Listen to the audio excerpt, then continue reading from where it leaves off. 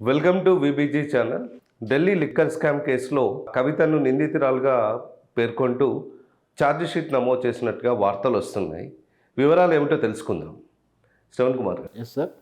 ఈ సమయంలో కవితను మళ్ళీ ఈ లిక్కర్ స్కామ్ కేసు తెరపైకి తీసుకురావడంలో గల అసలు ఉద్దేశం ఏంటంటారు? అసలు ఈ దేశంలో 2014 తర్వాత ప్రధాన వ్యవస్థలైనటువంటి సంస్థలైనటువంటి రాజ్యాంగబద్ధమైనటువంటి సంస్థలు, ధర్మానికి, నీతికి, నిజాయితీకి ప్రతీకలుగా ఉండాల్సినటువంటి సంస్థలు ఏ విధంగా దుర్వినియోగం అవుతున్నాయి, ప్రజాస్వామ్యాన్ని అపహాస్యం చేస్తూ అవి ఒక పార్టీ కార్యాలయంలో కబంధ హస్తాల చేతిలో ఏ విధంగా రిమోట్ కంట్రోల్లో పనిచేస్తున్నాయని చెప్పాలంటే ఖచ్చితంగా ఈ enforcement and CBI and CI BJP కనుసన్నల్లో నడుస్తున్నాయని చెప్పడంలో ఎలాంటి సందేహం కూడా అక్కర్లేదు. ఎందుకంటే గతంలో కాంగ్రెస్ ప్రభుత్వంలో ఉన్నప్పుడు ఈ రకమైన ఆరోపణలే ప్రతిపక్ష పార్టీల మీద వేధింపులు చేస్తున్నాయి, పోలీస్ కేసుల మీద అని, గవర్నర్ వ్యవస్థను అడ్డం పెట్టుకొని ప్రభుత్వంలో కూల్చేస్తున్నాయని చెప్పి పేరుబాలు పలికి కొండంత రాగం తీసినట్టు ఆనాటి బీజేపీ పార్టీ ఈరోజు తన అధికారంకి వచ్చిన తర్వాత కూడా అంతకన్నా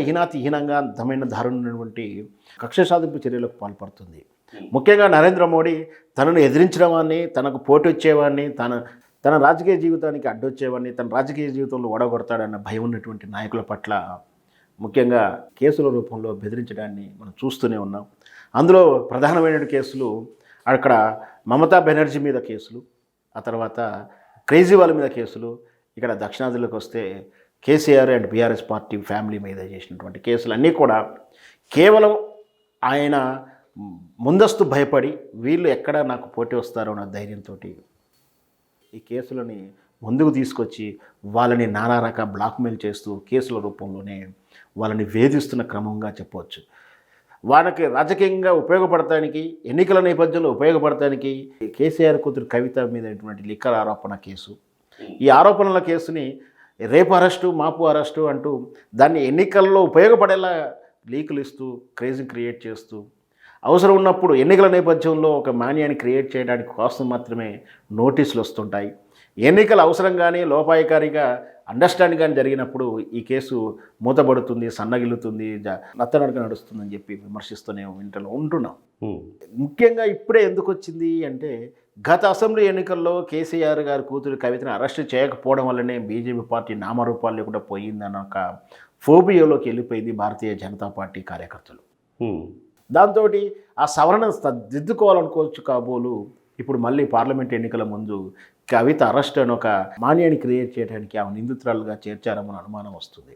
ఎందుకంటే భారతీయ జనతా పార్టీ నరేంద్ర మోడీ వచ్చిన తర్వాత నైతిక విలువలను వదిలేసి ఎలాగైనా గెలవాలనే పరమావధిగా పనిచేస్తున్నట్టు విధానం 2014 నుంచి కానీ అంతకుముందు 2004 గుజరాత్ ముఖ్యమంత్రి అయినా కానీ చూస్తూనే ఉన్నాం.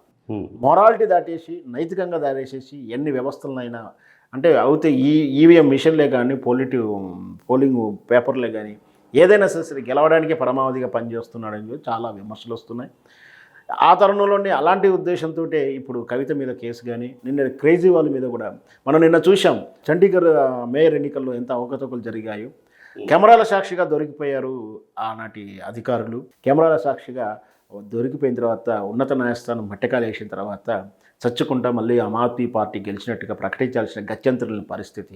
ఆ ఓటమిని జీర్ణించుకోలేని కక్షపూర్తిగానే మళ్ళీ కేజ్రీవాల్కి నోటీసులు అంటూ మళ్ళీ ఒక కొత్త డ్రామాను క్రియేట్ చేస్తుంది. అంటే ఇక్కడ ఏంటి, వ్యవస్థను అడ్డం పెట్టుకొని కేసుల రూపంలో రాజకీయ నాయకుల్ని అదుపులో తీసుకోవాలనో, లేదా వాళ్ళ మీద పెత్తనం చేయాలనో, లేదా వాళ్ళు ఈయన చెప్పినట్టు వినాలనో, లేదా చెప్పని వాళ్ళని ఏ విధంగా వేధించి వాళ్ళని రాజకీయంగా ఇబ్బంది పెట్టాలనే ఉద్దేశంతో.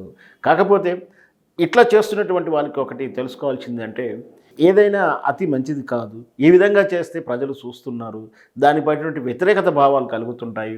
దీని విషయాన్ని గ్రహించే ఇప్పుడు ఎన్నికల్లో గెలవడానికి వ్యతిరేకతని మాయం చేసుకోవడానికి, వ్యతిరేకత ఉన్న విషయాన్ని అర్థం చేసుకొని పర్యవసానంగా దిద్దుబాటు చర్యని రకరకాల పబ్లిసిటీ స్టంట్స్ తోటి ఉన్న పలంగా అసంతృప్తిగా ఉన్నటువంటి రామాలయాన్ని ప్రారంభించడం కానీ, కోట్లాది రూపాయల ప్రాజెక్టులు అని చెప్పి డమ్మీ బినామీ ప్రారంభోత్సవాలు చేయడం, సెన్సిటివ్ మ్యాటర్లు అయినటువంటి మా విద్వేషాలు వచ్చినటువంటి అంశాలను లేవనెత్తడం, ఇవన్నీ కూడా గెలవడం కోసే ప్రయత్నంలో భాగంగానే చెప్పవచ్చు.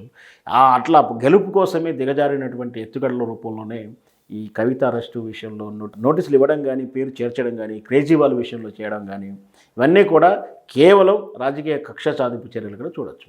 రాబోయే ఎన్నికల దృష్ట్యా ఖచ్చితంగా వచ్చే పార్లమెంట్ ఎన్నికల దృష్టినే బీజేపీ నరేంద్ర మోడీ గారి ద్వయం చేస్తున్నటువంటి ఎత్తుగడలు ఇవన్నీ. ధన్యవాదాలు శ్రవణ్ కుమార్ గారు. Thank you.